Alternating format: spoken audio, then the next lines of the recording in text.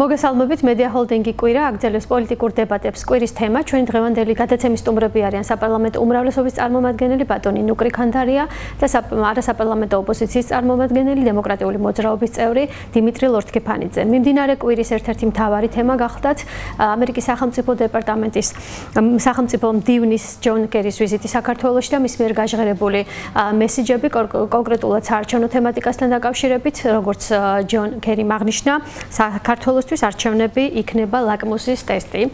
ბატონ ნუკრი, აღნიშნული განცხადება უმრავლესობამ სხვანაირად გაიგო, ოპოზიციამ სხვანაირად. თქვენი აზრით, რატომ გაკეთდა არჩევნებთან დაკავშირებით აღნიშნული განცხადება, რა მესიჯი იყო ეს უმრავლესობისთვის და ფიქრობთ თუ არა, კონკრეტული გზავნილი იყო კონკრეტული პოლიტიკური სუბიექტისთვის თუ სუბიექტებისთვის მიმართული? ბატონო, მადლობთ მოწვევისათვის და გილოცავთ ახალ სტუდიას, რაზეც ალბათ 4 წლის წინ ოცნებაც კი წარმოუდგენელი იქნებოდა. აი სიმრავლე ამდენი ტელეკომპანიებისა. ეხლა შეიძლება ვიზიტი იყო, მე მგონი ძალიან მნიშვნელოვანი და იყო საქმიანი. ყოველგვარი პომპეზურობისგან დაცლილი. აი აქაც მინდა რაღაც გარკვეული ჩვენ მომაყურებელმა შედარებები გააკეთოს. ყოველგვარი პომპეზურობისგან დაცლილი და იყოს საკმაოდ მრავლის მეტყველი. ეხლა კონკრეტულად აი ეს მე შემდეგ ეს მოარული ხმები ვის რა უნდა და როგორ უნდა რომ გაასაღოს, ეს უკვე საარჩევნო კამპანიის ნაწილად უფრო მინდა ალბათ უნდა აღიქვას. ეხლა ერთ-ერთმა ლიდერმა, ლეიბორისტების ლიდერმა ისიც თქვა, რომ ჩემი ჩამოყვანილია ესო და მე უნდა გადმომაბაროს ხელისუფლებაო. ამიტომ იყო ჩამოსული. ნუ ეხლა არასერიოზულია ხო ასე მსჯელობა. ბუნებრივია რომ როდესაც არჩევნებზე თქვა ბატონმა კერიმ, რომელიც არის საკმაოდ გამოცდილი პოლიტიკოსი, მინდა ხაზი გაუსვა, 80-იანი წლებიდან ის არის ძალიან დიდ პოლიტიკაში და ძალიან კარგად იცის. ცივი ომის აი ნიუანსებიც იყო სენატორი წლების განმავლობაში, ვიცე-გუბერნატორი იყო. ასე რომ მას არაფერი არ ესწავლება, ძალიან კარგად იცის რა ქვეყანა იყო 4 წლის წინ და ახლა რა ქვეყანაში ჩამოვიდა. ის რომ არჩევნები უნდა ჩატარდეს გამჭვირვალედ, აბსოლუტურად სამართლიანად და მშვიდობიანად და ნებისმიერ ჩვენ მოქალაქეს ჰქონდეს ძალიან მყარი რწმენა იმისა, რომ მისი ხმა არ დაიკარგება, ეს ჩვენი უპირველესი მოვალეობაა და ეს ჩვენ რა თქმა უნდა ავიღეთ და ბუნებრივი ამაში არაფერი ისეთი გასაოცარი მე მგონი არ არის.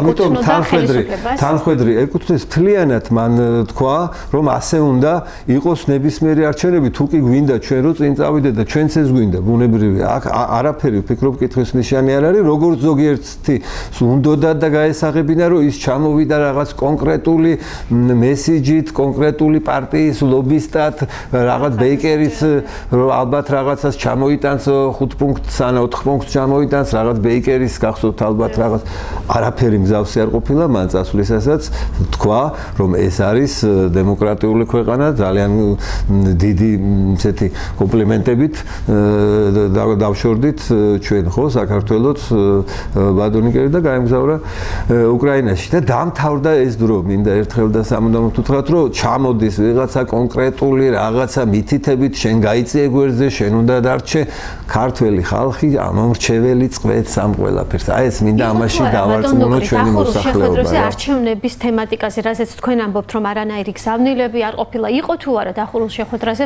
მსგავსი რამე მინიშნებები გარდა იმ განცხადებისა? თუ რამე იქნებოდა დახურულ მე არ ყოფილა რა თქმა უნდა და ამიტომ ახლა ვიტყვი, კი ბატონო, მაგრამ იმ შეხვედრას მე არ დავსწრები ვარ, მაგრამ თუ რაღაც იქნებოდა, ის იქნებოდა საჯაროთაც მინიშნებით მაინც თქმული.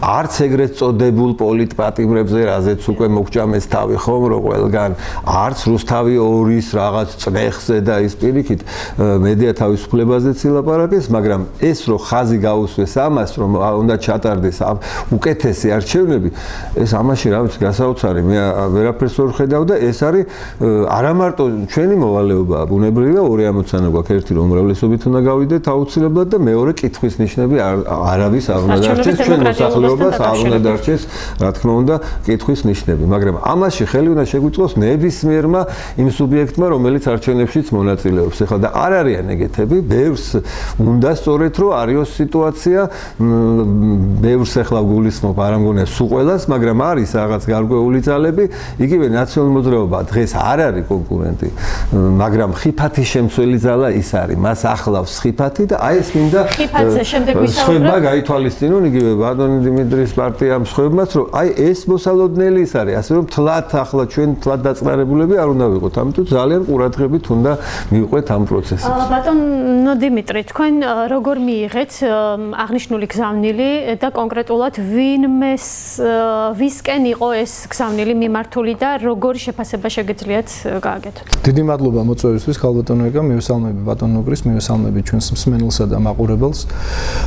პირველ რიგში მინდა მოგახსენოთ, რომ მიუხედავად იმისა, რომ აბსოლუტურად ვეთანხმები ბატონ ნუგრის, რომ ერთის მხრივ პომპეზურობა ბატონ ჯონ კერის ვიზიტს არ ახლდა, მიუხედავად იმისა, რომ ის არის უმაღლესი რანგის სტუმარი და რა თქმა უნდა ამერიკის შეერთებული შტატების სახელმწიფო დეპარტამენტის მდივნის ვიზიტი ეს მოვლენა როგორც პოლიტიკური აქტი მნიშვნელოვანი.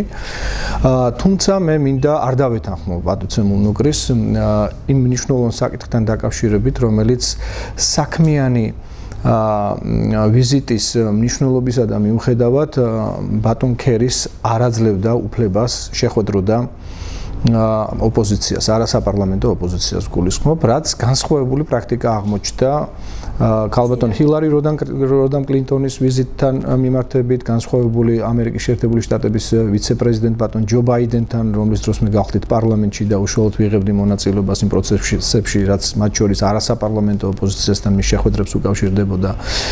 მეტადრე მაშინ, როდესაც არჩევნები კარს მოგდგომია, მეტადრე მაშინ, როდესაც ბატონი კერის ერთ-ერთი მნიშვნელოვანი გზავნილი ბატონი ობამასგან იყო სწორედ ის, რომ არჩევნები არის ლაკმუსის ქაღალდი საქართველოსთვის, თუ რამდენად დემოკრატიულ ვითარებაში მოახდენს, ჩაატარებს უფრო სწორად არჩევნებს და მოახდენს შედეგების კონსტატირებას და აქედან გამომდინარე მე მიჩნდება განცდა, რომ ეს არის ერთგვარი ორმაგი სტანდარტი, ხომ არ არის ბატონი ჯონ კერის ვიზიტი დაკავშირებული იმასთან, რომ მან საკუთარი ბიჭები მოინახულა, ასე თქვა, ამერიკული ვესტერნიზირებული სლენგით, რომ გამოვხატო ჩემი დამოკიდებულება საკითხის მიმართ. პირველ რიგში, რა თქმა უნდა, ნეოლიბერალური ძალები, მათი ლიდერები, ის ძალები, რომლებიც პრაქტიკულად იდეოლოგიურად არიან ერთნი და თავსებადნი, ასე თქვა, საკუთარ იდეოლოგიაში ერთ პოლიტიკურ ძალად.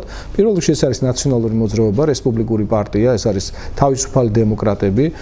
მე შეგნებულად არ ვასახელებ ქართულ ოცნების იმ შემადგენლობას, რომელშიც არის ბატონი ნუკრი კანთარი, იმიტომ რომ ჩვენ მე დარწმუნებული ვარ, ბევრი საერთო ღირებულება და გადაკვეთის წერტილი გვაქვს წინააღმდეგ შემთხვევაში ჩვენ წინასაარჩევნო კამპანიაში, თუნდაც გორში თუ სხვადასხვა ადგილებში ერთად არ აღმოჩნდებოდით ქართული ოცნების წინასაარჩევნო კამპანიას გულისხმობ 2012 წლის 1 ოქტომბრამდე. მე ამით რისი თქმა მინდა, იცით რომ მადლობა ღმერთს, რომ ქართულ ოცნებაში რა თქმა უნდა არიან ადამიანები, მე ვისაც არ ვაიგივებ არასოდეს ამ ნეოლიბერალურ ძალებთან და ვერც გავაიგივებ, იმიტომ რომ ეს არ იქნებოდა სერიოზული. სამწუხაროდ არიან ის ძალები, რომლებიც ფორმალურად დღეს გაყოფილნი არიან, მარტივ მომრავლებად ასე ვთქვათ, არიან დაშლილები და საზოგადოებას მოაჩვენებენ ფორმალურად, რომ არიან ერთმანეთის ოპოზიციაც კი და მე ამ შემთხვევაში გულისხმობ ნაციონალური მოძრაობის ახალ გამონადენებს, როგორც არის გირჩი, როგორც არის ვაშაძის პარტია, რომელთა ლიდერები ცალ-ცალკე აღებული სათავთ არის ყველა პასუხისგებაში მისაცემი ამა თუ იმ ქმედების გამო, რომელიც უკავშირდება გაყალბებულ არჩევნებს წინა საარჩევნო კამპანიების დროს. რომ მოინახულა ბრჭყალებში ვიხმარ საკუთარი ბიჭები. რას გულისხმობთ ამ საშინაო დავალებას და ამერიკის შეერთებული შტატების ოფიციალური ხელისუფლების მზაობას და მხარდაჭერას მათ მიმართ, ვინაიდან ამერიკაც ემზადება, შეერთებული შტატებიც ემზადება არჩევნებისთვის და არის ძალზედ პრინციპულად საპასუხისმგებლო არჩევნები დემოკრატებსა და რესპუბლიკელებს შორის ბრძოლის კონტექსტში და ეს ძალიან მნიშვნელოვნად აისახება ბუნებრივია დემოკრატების დამოკიდებულებაზე მათ და მხარდასაჭერი ძალების მიმართ. მე გულისხმობ საქართველოს პოლიტიკური სუბიექტის მიმართ. დიახ. გამოხატა მხარდაჭერა, კულუარებში იყო ამაზე საუბარი თუ მეტად რომ გითხრათ რას? კულუარებში მე რა თქმა უნდა არ მქონია შესაძლებლობა დავსწრებოდი რაიმე საუბარს და არც ოფიციალურად შეგვექნებოდა შესაძლებლობა რომ მიეღო მხედველობაში ბატონ კერის ჩვენი სურვილი შევხედროდით მას. მე მარტივად გეტყვით რომ გაერთიანებული დემოკრატიული მოძრაობა გახლავთ კვალიფიციური პოლიტიკური ძალა, რომელსაც არ ყავს წარმომადგენლობა პარლამენტში პარლამენტში, მაგრამ თვითმმართველობაში ძალიან სოლიდურად ვარ წარმოდგენილი. ისევე როგორც სხვა პოლიტიკური სუბიექტები, რომლებიც პარლამენტში არ არიან წარმოდგენილები. 128 დეპუტატი თბილისის უბრალოდ საქართველოს მუნიციპალიტეტების საკრებულოებში მე მგონი საკმარისი საფუძველი უნდა იყოს იმისთვის და ფორმალურად მესამე ადგილზე გასული პოლიტიკური ძალის არსებობა იმისთვის, რომ ამერიკის შეერთებული შტატების სახელმწიფო მდივანი ხდებოდეს ჩვენი სურვილის მიხედვით თუ პროტოკოლიდან გამომდინარე ასეთ ძალას და თუ კი მას რეალურად აინტერესებს რამდენად პლურალისტული არის გარემო წინასაარჩევნო ქვეყანაში რა პრეტენზიები გააჩნია არასაპარლამენტო ოპოზიციას ის აუცილებლად უნდა ხდებოდეს როგორც მისი წინამორბედები ამ ოპოზიციის ნაწილს ყოველ შემთხვევაში კვალიფიციურ პოლიტიკურ სუბიექტებს მაინც და მე ვფიქრობ რომ გაერთიანებული დემოკრატიული მოძრაობა როგორც ლიდერი ასეთ ძალებს შორის უნდა ყოფილიყო ღირსი ყურადღებისა ამ შეხვედრის გამართვის თვალსაზრისით. მე მგონი მეც ვფიქრობ რომ ცუდი არ იქნებოდა თუ ეს შეხვედრები ასე შედგებოდა ის რაც შეეხება ეგრეთ წოდებულ ბიჭებს საკმაოდ გაწმილებულები მეჩვენენ მე ისინი სწორედ მის ბოლოს შეხვედრის ბოლოს სულ 9 საათიანი იყო შეხვედრა და ძირითადად საუბარი იყო თავდაცვაზე ასევე რაც ბატონ მაკერიმ სწორედ მემორანდუმს რომელსაც მოაწერეს განათლების გაღრმავებაზე ურთიერთობების გაღრმავებაზე კონკრეტული მემართულებით ასე რომ მე არ მგონია რომ ამ შეხვედრიდან რაღაცა გარკვეულად იმედიანად დატოვეს ეს ხალხი ხო მაგრამ ეს დიდგორიც ხო იცით როგორი ოდესიდან გზავნილი რაღაცა ისეთი ხუშტური ილუზიებია რომელიც მათ და უკვე აბსოლუტურად კალენდარს აღარ ბურჭულაძის პარტია დამავიწყდა აღმენიშნა აუცილებლად იმიტომ რომ ის ერთ-ერთი გამონადენთაგანია რომელიც შექმნილია შესაბამისად იმისთვის რომ დემოკრატიულობის ანტურაჟი მოარგოს ნაციონალურ მოძრაობას და იმ იდეოლოგიურ მუხტს რომელსაც უშუალოდ ხელმძღვანელობს მიხეილ სააკაშვილი ოდესაში და მე ადრეც ვთქვი სხვა სტუდიაში და ეხლა ექსკლუზიურად კიდევ ერთხელ მინდა გითხრათ რომ მე მაგ ვიდეო კადრები YouTube-დან მოპოვებული ოფიციალურად არავით არის ასე ვთქვათ საიდუმლო ინფორმაცია ეს არ არის უბრალოდ არის სამოყვარულო ტელეფონით გადაღებული კადრები რომლისთვისაც ყურადღება არავის არ მიუქცევია ეს არის 2016 წლის 10 ივნის გადაღებული ოდესაში ოდესის ფილარმონიაში სადაც გახსნა სწორედ აი ფესტივალისა უკავშირდებოდა ბატონი პაატა ბურჭულაძის ჩასვლას მიხეილ სააკაშვილთან და მიხეილ სააკაშვილისა და ბატონი პაატა ბურჭულაძის ერთობლივი ასე ვთქვათ ბენეფისია იქა ნაჩვენები ერთობლივად წარმოდგენილია ის პროექტი რომელიც შემდგომში გადაიზარდა პოლიტიკურ პროექტში და რომელმაც მიიღო ისეთი სახე რაზეც მე მგონი უნდა დაფიქრდეს კონტროლის პალატა დღევანდელი აუდიტის სამსახური ჩვენ საუბრობთ არჩევნების თემაზე ეს უნდა ითქვას აუცილებლად გამომდინარე იქიდან რომ არასაარჩევნო მიზნებისთვის შექმნილი ფონდი რომელიც საქართველოს განვითარების ფონდზე მაქვს მე საუბარი და რომელზეც პირდაპირ ითქვა რომ ის არასაარჩევნო მიზნებისთვის იყო შექმნილი და ერთ თვეში გადმოკეთდა საარჩევნო მიზნებისთვის და გადაკეთდა მთლიან პოლიტიკურ ორგანიზაციას რა თქმა უნდა აუცილებლად უნდა ბადებდეს კითხვებს იმ კონტრიბუციასთან დაკავშირებით რომელთაც ივსება მისი საფინანსო წყაროები და რომელთაც სხვათა შორის ძალიან ესე ვთქვათ უხვად ფინანსდებიან ეს აბსოლუტურად ის ვთქვათ მართული ძალად. ციფრებისა და პროცენტების შეჯიბრი. გასულ კვირას ვნახეთ არაერთი კვლევა ჩატარებული, სადაც ძირითადი აქცენტი კეთდება ორ პოლიტიკურ სუბიექტზე. ქართული ოცნება, ნაციონალური მოძრაობა. ოპოზიციური პარტიები სწორედ ამაზე აკეთებენ გათვლას, რატომ მხოლოდ ორი პოლიტიკური სუბიექტი, რატომ არა დანარჩენები. თქვენ ზოგადად როგორ აფასებთ ამ კვლევებს?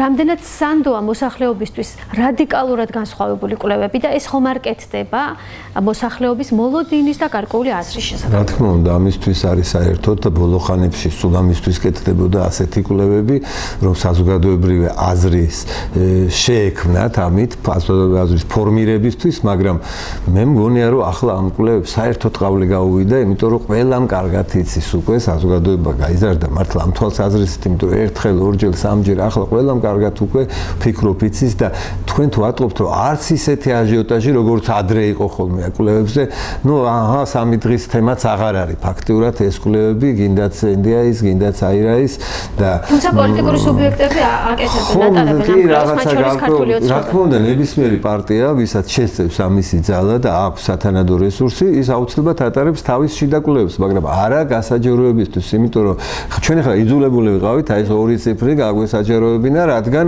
ამაზე წამოიკიდეს და ატეხეს, რომ აი ფეხდაფეხ მიუყვებით თითქოს ქართულ ოცნებას, ნაციონალურ მოძრაობას და და ახლა გაგვისწრებენ და ეს აჟიოტაჟი რომ ჩამცხრალიყო ერთგვარად, გამოვაქვეყნეთ ორი ციფრი და არ ვთქვით დანარჩენებზე და ესეც ბუნებრივია რომ არ არის ბოლო ჭეშმარიტება, იმიტომ რომ რაც არ უნდა შენ ნამდვილი კვლევა გამოვაქვეყნო, შენი კვლევაა ის და შენ გჭირდება და იმას არ ბერავ, რა თქმა უნდა, არც უმატებ, არც აკლებ, მაგრამ სხვისი თვალისთვის ის მაინც არ იწევს ბოლო ჭეშმარიტება არ არის ბუნებრივია, იმიტომ რომ მათი კვლევაა და ალბათ რაღაცა მოუმატეს, ალბათ რაღაცა ჩვენ დაგვაკლეს. ამიტომ არც ეს კვლევა არ უნდა იყოს ერთგვარად, აი ძირითადი სახელმძღვანელო, ხომ? არჩევნები არის ყველაზე კარგი ამ შემთხვევაში, რომელიც 8 ოქტომბერს იქნება და ეს იქნება ყველაზე მყარი კვლევა. ეხლა ახალ სამაში არაფერს არ ვამბობ, ბევრი ამაში მეთანხმება. იყო ესეთი შეფასებებიც, ეს კვლევები კეთდება იმისთვის, რომ არჩევნებზე დაახლოებითი შედეგები დაიდოს. თუ დაახლოებითი შედეგები, რაც კვლევები აჩვენებს, არჩევნებზე ვერ იქნა დადებული და გამოქვეყნებული, ეს იქნება გარკვეული დაპირისპირების საბაბი. ფიქრობთ თუ არა? მე რო ხიფათის შემცველი ძალა, როდესაც ვიძახი, აი სწორედ ეს ხიფათი მოძდევს მათ და მათ აქვთ თანხები, მათ ყავთ გაქცეული სწორედ ხალხი, რომელიც ზებნაში არიან და სწორედ აი იქიდან მოდის ეს ამბები, რომ როგორმე შექმნან ამის თავისუფლება, მაგრამ მე მგონი რომ ამის საფუძველი უბრალოდ ვერ იქნება და თუ ისინი ვერ იქნება. ამისთვის უნდა ბუნებრივია ეს ერთმანეთს ძალიან კარგად ემთხვევა, ლოგიკურად შეიძლება ეს აზრი აუცილებლად გამოვიტანოთ ჩვენ, მაგრამ მათ მეეჭვება რომ შექმნან რეალური მდგომარეობა რაღაც ერთგვარი მაიდნისა, თუმცა შეიძლება ხელოვნურად ეს ცადონ, მაგრამ როგორც კი გადაუხვევენ ისინი კანონს, გარწმუნებთ აუცილებლად მკაცრად დაიჭება თითოეული მათგანი და მას აყოლილი ასევე ზოგიერთი პოლიტიკოსი. არ უჩენდი არავის აი ამის ხელოვნურად გაჩენას. ასეთ შემთხვევაში უმრავლესობას ახსენებენ ბოლო პერიოდში მომხდარ კორცხელის ინციდენტს. მგონია რომ ესეც უკვე ახლა კორცხელში კი რა თქმა უნდა დავგმეთ, ძალიან ცუდი ამბავი იყო, სამწუხარო, არ უნდა მომხდარიყო, მაგრამ ნაციონალურ მოძრაობას უკვე ახლა ემატყება და ჯოხები და ისინი ამით იყო სავსე მთლიანად ის განვლილი წლები და არ ინდობდნენ არც ობუცმენს და არც არავის და არც ეს. რა თქმა უნდა გამართლება არ არის, მაგრამ პროვოცირება კიდევ ერთხელ მინდა იყოს სწორედ მათი მხრიდან, მიუხედავად ამისა, სასამართლო მიმდინარეობს, ისინი გირაოთი არიან გამოშვებული, არც ერთი დასჯილი მე არ მახსოვს წინა პერიოდისათვის. ამის გამო ჩვენ კანონიც კი მივიღეთ, რომ უკვე პოლიციამ აიღოს თავის თავზე, რასაც ისევ მოყვარო, აი ხა პოლიციური არჩევნები გინდათ, არავით არის ამ დაგვარი პოლიცია დასაშინებლად და სპეცრაზმი კი არ იქნება უბანზე, მაგრამ თუ იქნება რაღაც გარკვეული ნიშანწყალი იმისა, რომ შეიძლება ეს რაღაც ემატყებაში გადაიზარდოს, ნუ პოლიციას შეუძლია ნებართვის გარეშე გარკვეული უნდა იყოს ბუნებრივია და ხა პოლიციასთანაც უნდა იყოს, რა თქმა უნდა, გარკვეული ტრენინგები, რომ მათ ახლა თვითმოქმედებას ამ შემთხვევაში თავი არ უნდა დაანებონ, ბუნებრივია. იმის უნდა შევიდნენ თუ რამე არის ამდაგვარი აღკვეთონ და დატოვონ ტერიტორია, ხომ? იმიტომ რომ მოქალაქეები წესრიგს ვერ დაიცავენ. მოქალაქეებმა და მომხრეებმა შეიძლება დაიცვან მიტინგის დროს, როდესაც ერთ პოზიციაზე არიან და იქ იცავს ყოველთვის მხარდამჭერები იცავენ წესრიგს. გვახსოვს დიდი მიტინგები და ჩვენ ვიცავდით, ხო, ჩვენი ხალხი. აქ ამ შემთხვევაში ისმის მომხრეა, ამის მომხრეა. ამიტომ შეუძლებელია ეს რომ იქ წესრიგი თუ კი ეს ჩაფიქრებული ექნება ვინმეს, რომ მოაწყოს მსგავსი პროვოცირება. აი მათთვის არის სწორედ რომ ამ შემთხვევაში უნდა სწორედ იმ ხალხმა დაიცვას, ვისაც ეს ევალება. დემოკრატიული მოძრაობა არც ერთ კვლევებში არ ფიგურირებს, არ ჩანს, სათხართ თქვენ და ზოგადად როგორ უყურებთ ამ კვლევებს და რისთვის ტარდება მსგავსი კვლევები? აქ ვართ, არად გავართ მიწაზე, მაქსიმალურად ვცდილობთ რომ ჩვენი აქტივობით საზოგადოების აქტიურ და დაინტერესებულ ფენებს გავაცნოთ ჩვენი პროგრამული დებულებები და მათ შორის უბლოკო სტატუსის ინიციატივა, რომელიც გაერთიანებული დემოკრატიული მოძრაობის ლიდერმა ქალბატონმა ნინო ბურჯანაძემ წამოაყენა არც თუ ისე დიდი ხნის წინ, იქნება განსაკუთრებული მსჯელობის საგანი და მე დარწმუნებული ვარ რომ მათ შორის ხელისუფლებიდან იქნებიან თუ ჩვენი სხვა ოპონენტი პოლიტიკური ძალები რაციონალურ მარცვალს აუცილებლად გამოიტანენ ჭეშმარიტებისა იმასთან დაკავშირებით, რომ ჩვენ ერთად უნდა ვეძიოთ საქართველოს ტერიტორიული მთლიანობის აღდგენის პოლიტიკურ ფასთან დაკავშირებული გარემოებები და ეს პოლიტიკურ მთავარ მესიჯებად უნდა ვაქციოთ. ეხლა რაც შეეხება მნიშვნელოვან საკითხს. ჩვენ 2012 წლის 1 ოქტომბერს ხელი არ შეუშალეთ ქართული ოცნების ხელისუფლებაში მოსვლას. აი ამ სიტყვით გამოხატავ დამოკიდებულებას. ხელი არ შეუშალეთ და აქედან გამომდინარე ხელი შეუწყეთ. გაერთიანებულმა დემოკრატიული მოძრაობამ ხელი არ შეუშალეთ რას ნიშნავს? აი ცოტა მაშინ უნდა გავიხსენოთ ის პერიოდი ხო თქვი ჩვენ ერთად დავდიოდით და რანაირად შეუშლედით ხელს ერთ პოზიციაზე ვიყავ. არ ვიყავი გაერთიანებული დემოკრატიული მოძრაობის წევრი.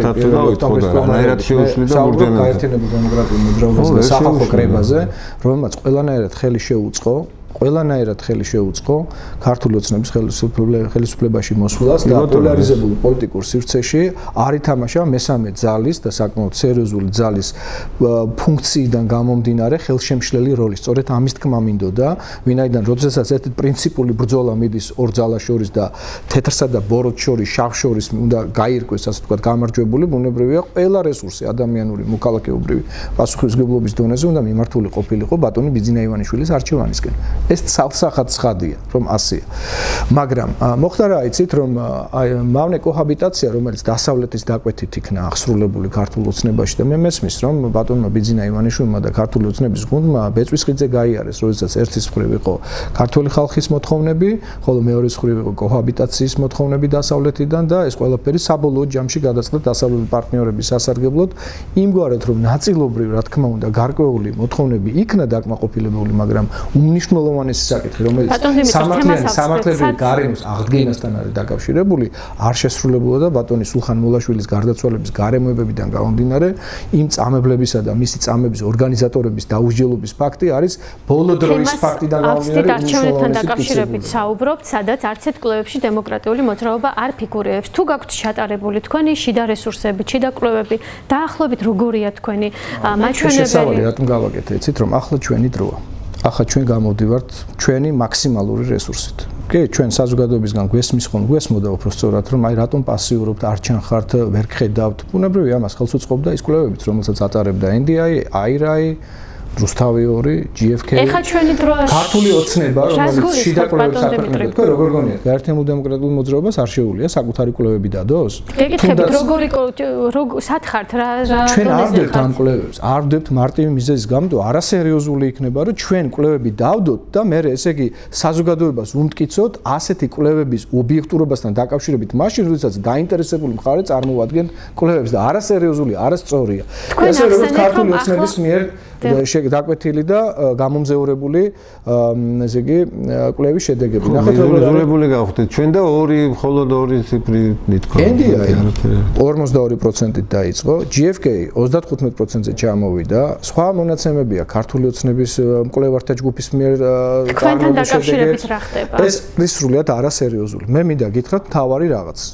როგორც სამართლო მცოდნემ.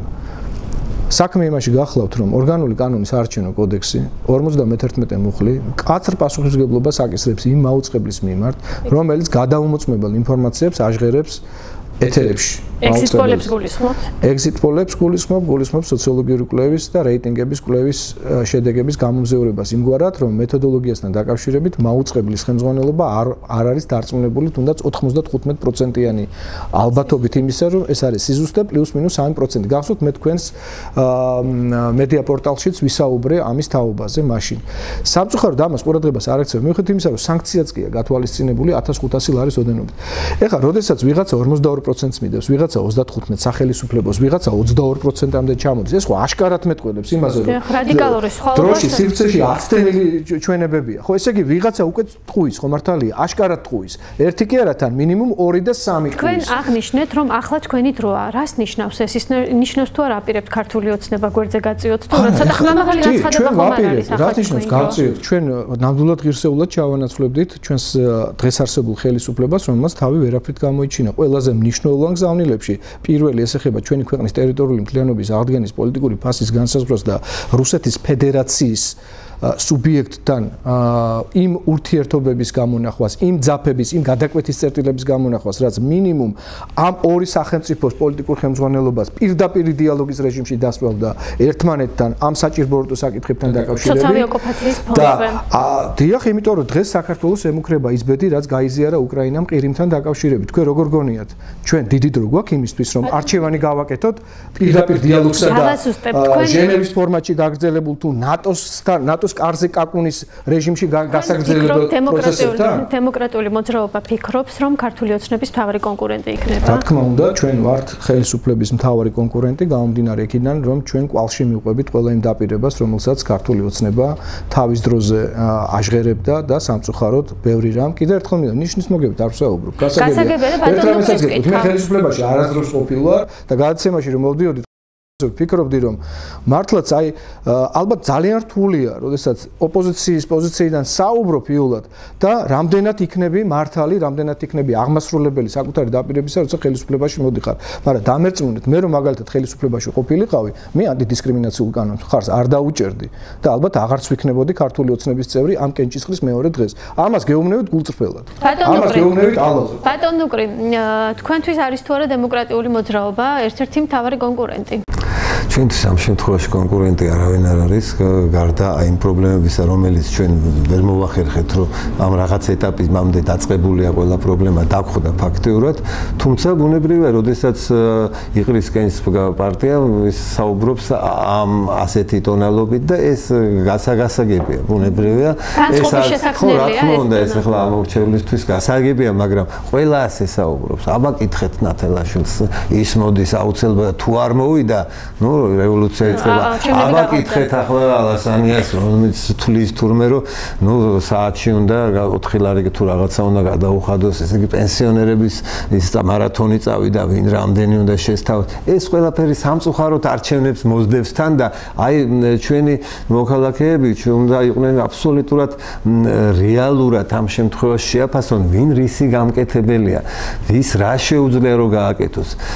იყო თუ არა რომელიმე წინა ხელისუფლებაში და რა მოიტანა მისმა დაუშვათ ქმედება ბატონ დიმიტრიზე კონკრეტულად.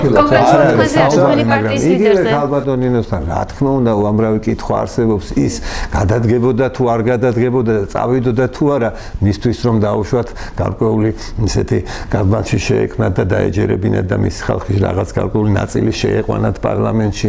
იყო თუ არა ის ორჯერ პრეზიდენტის მოვალეობის შემსრულებელი 2008-ში, როდესაც ჩვენ მართლა თავები გაგვიტეხეს აი იმ საშინელი პერიოდის დროს, როდესაც მისი ერთი სიტყვა იქნებოდა და ყველაფერი ფაქტურად მშვიდობიანად შეიძლებოდა მისი დალაგება, მაგრამ ვერ გაბედა და დაყვებოდა საარჩევნოდ სააკაშვილს. ხო, მართალია შემდეგ ის აქტიურად გადმოვიდა და ნუ შემდეგ ყველამ ვიცით, მაგრამ ეს არ ვამბობ ახლა მე ამას სუდი, ეს კითხვებია, რომელიც საზოგადოებას უჩნდება. ისევე როგორც პაატა ბურჭულაძეზე შედალოცილო, აქამდე რო ყველა გითმენდით, იმიტომ რომ კარგი მომღერალი ხარ და კარგი ნუ იტყვი ნურს გვირგვლიანზე, ნურცემაზე, ნურს 7 ნოემბერზე, ნურაფერზე, ნურციმეც შეჭრაზე იმღერე რა და ეხლა რო კაცი ბრუნდება და ამბობს რომ თურმე ოხ რა აი მოვიდა მხსნელა. არა, დედიბოდი შეხა ბატონ პაატა ბურჭულაძეს კავტონინოს მართლა მიშელა. მე ამ შემთხვევაში ვამბობ რომ კითხვები ბევრთან არის. პოლიტიკოსია, რომელიც თავის პოლიტიკურ წონას წლებთან ერთად აყალიბებს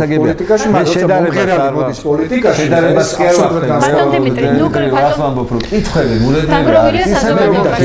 ბატონ დიმიტრი, ეს კითხვები თუ შეიძლება კითხვას დავსვამ სწორედ მაგ თემაზე, ეს კითხვები, რომელიც ბატონმა ნუკრიმ ჩამოთვალა და ამას იქით კიდევ ერთი კითხვა არის დაგროვილი საზოგადოებაში, რომელიც არჩევნების წინა პერიოდში, არჩევნების დროს მუდმივად წამოიწევს და აგორდება ხოლმე.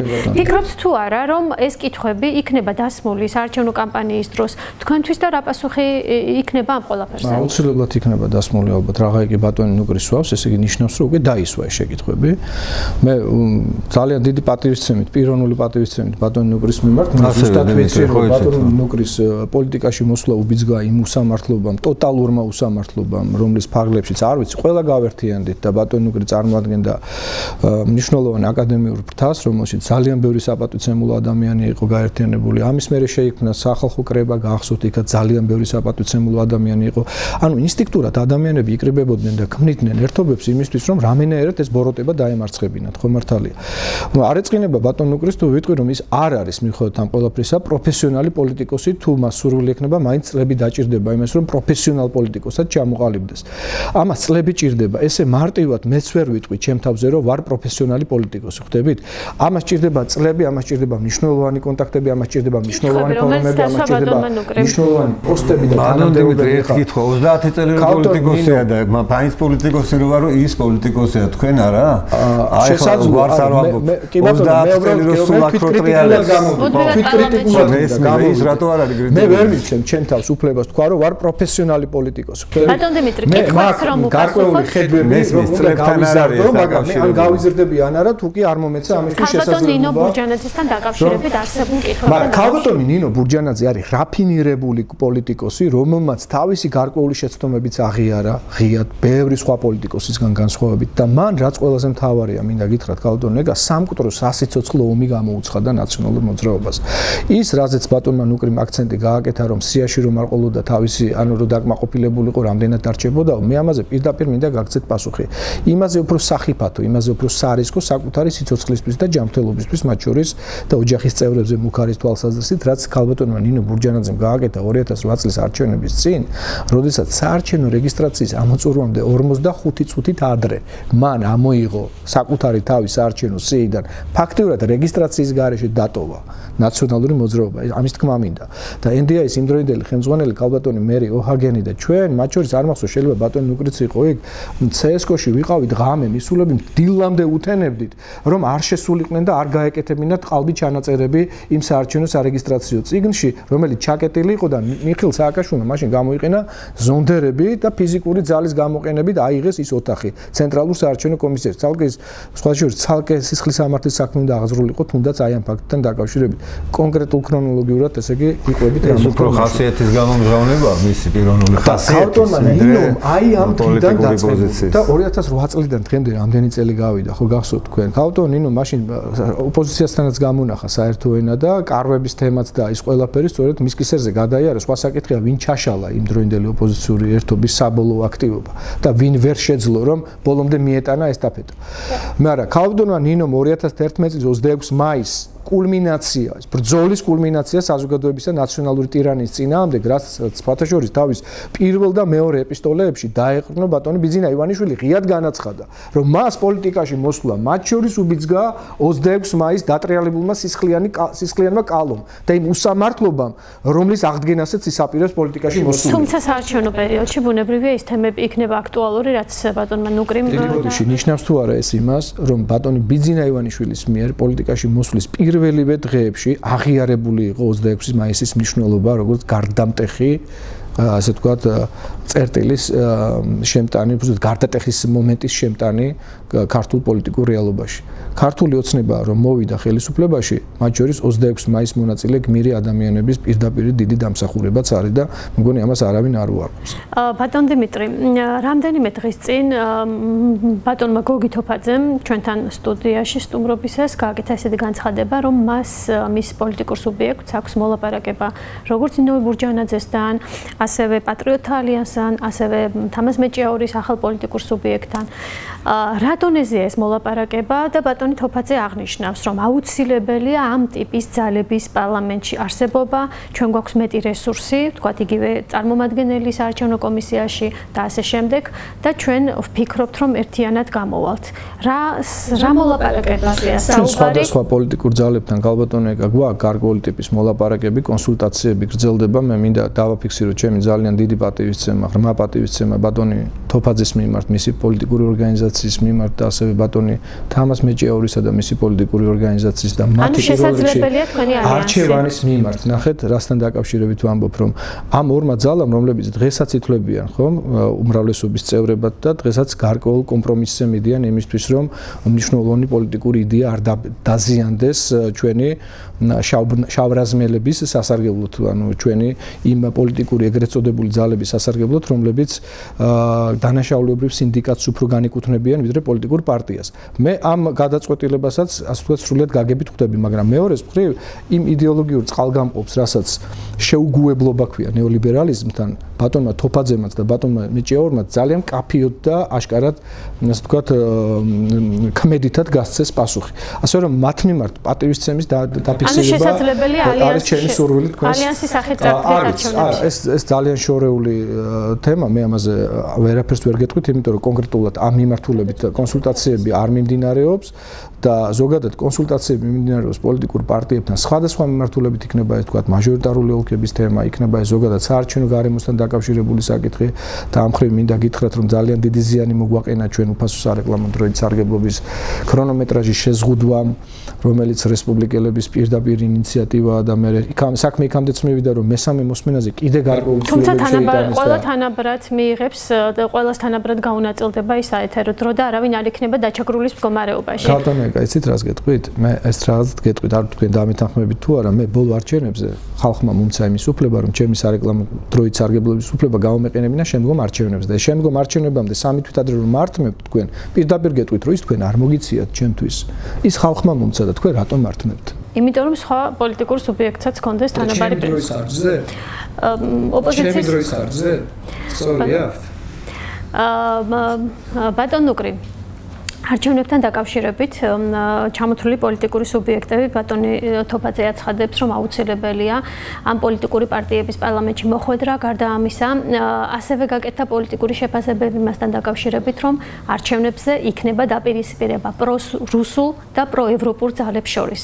თქვენი შეფასება? ხომ ამას გადაწყვიტავს ქართველი ხალხი არჩევნებზე, ჩემი ერთადერთი სურვილია, რომ ნაციონალური მოძრაობა ვეღარ მოხდეს პარლამენტში. თუ ეს მოხდება, მე ვიქნები ძალიან კმაყოფილი. დანარჩენებისთვის ვიზახი, როგორც იქნება და რამდენ პროცენტსაც რეალურად მიიღებენ, ისე უნდა მოიყარონ თავი პარლამენტში და რაც შეეხება საკანონმდებლო ორგანოში, რაც შეეხება ქართულ ოცნებას, ისე ვამბობ, ჩვენ ვიქნებით მყარი უმრავლესობით ამაში. ამას გვაძლევს ძალიან ბევრი საფუძველი. და თავარი ისიც რომ ჩვენ ამ შემთხვევაში, ოდესაც იყო აქ ნახსენები აი ლიბერალური წარმომადგენლები, რომლებიც მიიწევენ და ევროპისკენ თუ ამ რამდენჯერმე მაქვს ნათქვამი და კიდე მინდა დავაფიქსირო ჩვენი მაყურებლისთვის, ჩვენ მივდივართ ძალიან მყარად ევროპული ოჯახისკენ, მაგრამ მივდივართ ჩვენი ტრადიციით, ჩვენი ფესვით, განსხვავებით სწორედ აი იმ ძალებისგან, რომლებიც შიშველტიტველა ნებისმიერი ფასად, ოღონდ კი რაღაცნაირად იქ ამოყონ თავი და მაქსიმალურად ცდილობენ, რომ ყველაფერს ხაზი გადაუსვან, გვარსაც, სახელსაც, ტრადიციასაც, ფესვსაც, ოღონდ კი როგორ გაიჭყიტონ იქ და შეეჭყიტონ ვიღაცას. ჩვენ მივდივართ მეთოდურად, მყარად, ნაბიჯ-ნაბიჯ და გონია თქვენი კოალიციის წევრი იყო და დღეს მინისტრად რჩებიან ბატონო. და გონია ეს არის სამიტი დამთავრდა და ვფიქრობ, რომ ეს ყველაფერი უახლოეს ხანში გადაწყდება. სამწუხაროდ ჯერ კიდევ მათი ნარჩენები რჩებიან. დღეს არის სამიტი და კი შესაძლებელია ვიღაცა ასე ფიქრობდეს, ან ასე რაღაც კონდეს, მაგრამ ეს რა თქმა უნდა არ წარმოადგენს განსაზღვრელ ფაქტორს და განსაზღვრელი არის ქართული ოცნება, რომელიც განახლდა თვისობრივად და ვფიქრობთ, რომ ეს იქნება ერთ-ერთი საწინდარი კიდევ იმისა, რომ აი ეს დაწყებული საქმეები, ის მონაპოვარი მშვიდობა, რომელიც ჩვენ გვაქვს, აუცილებლად მივიტანოთ სწორედ და გავამყაროთ და გავამტკიცოთ. დანარჩენებს ვფიქრობ, რომ კანონის ფარგლებში, რა თქმა უნდა, აი ამდენი პარტია, ამდენი ხალხმა მოიყარა თავი და ნელ-ნელა ალბათ ვფიქრობ, დროთა განმავლობაში, გარკვეული 4-5 წლის შემდეგ არჩევნებში, ნელ-ნელა ეს პროცესები დაიწყება. ბატონ დიმას ვეთანხმები, რომ ის პოლიტიკოსები, რომლებიც თვლიან, რომ პოლიტიკოსები არიან და 30 წელია შეიძლება ერთ წელზე დადიან და tkepnიან და სხვა სამსახური არ აქვთ და ამიტომ არიან პოლიტიკოსები, ისინი ალბათ გაავლენ სწორედ ფლანგიდან.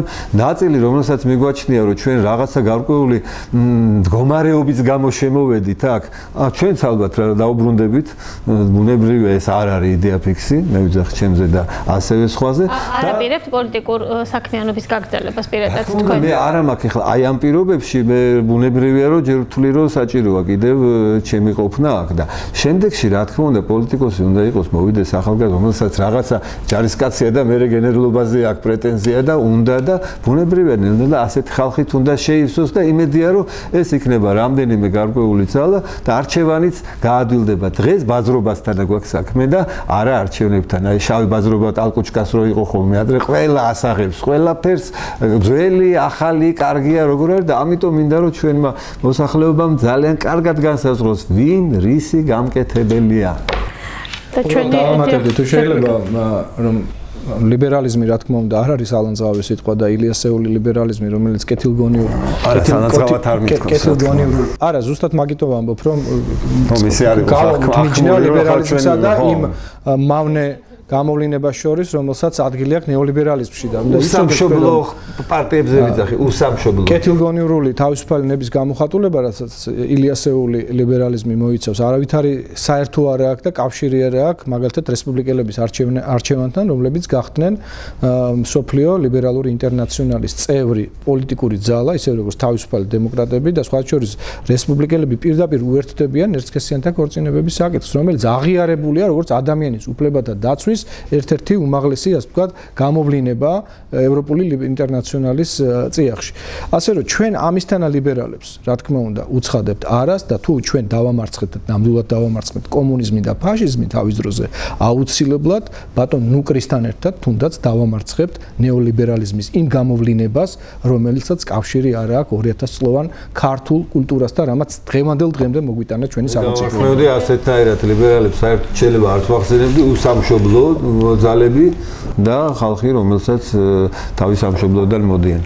თუმცა აღნიშნავ ბატონმა რომ თქვენ გაიგივებდეთ, მე ხაზგასმით კიდევ ერთხელ უსვამ ამას ხაზს, რომ ჩვენ და ვიცოდეთ, რომ ეს არ ნიშნავს იმას, რომ ჩვენ ერთ ჯამში ურევთ ყველას და მადლობა ღმერთს, ცოტანი ვართ ქართველი, ჩვენ არ აქვს უფლება, რომ ერთმანეთ ტალახი ვესროლოთ. ეს უაპელაციო. ბატონმა დიმიტრიმ საკმაოდ ხმაურიანი განცხადება გააკეთათ დღეს ჩვენს ეთერში, რომ ქართული ოცნების ძირითადი კონკურენტი გაერთიანებული დემოკრატიული მოძრაობა იქნება. მადლობას გითხრით ახლა, სხვას გითხრით.